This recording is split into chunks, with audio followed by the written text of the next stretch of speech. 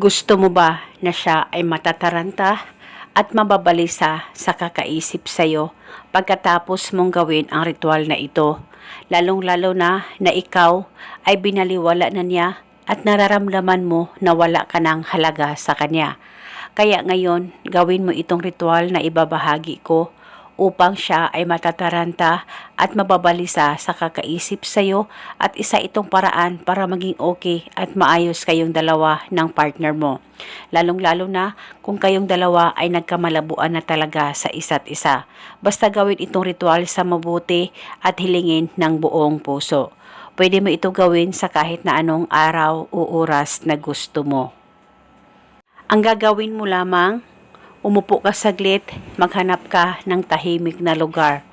At dapat walang makakakita o makakaalam sa kahit na anumang ritual na iyong gagawin. Habang ikaw ay nakaupo, ipikit ang mga mata mo, pakaisipin mo siya ng mabuti.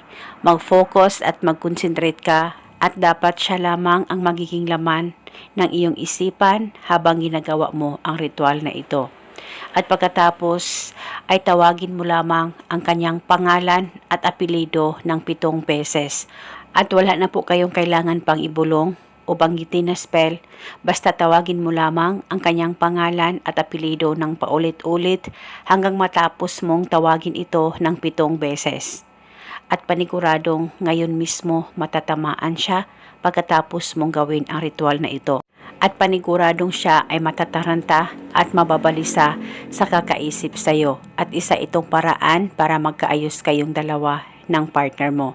At kung LDR kayo, ay paniguradong ngayon mismo kukontakin ka at makipag-ayos siya sa'yo.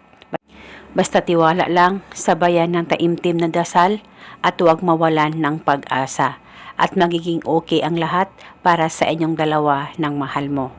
At eto muna sa ngayon, maraming salamat po sa panonood. May God bless us all.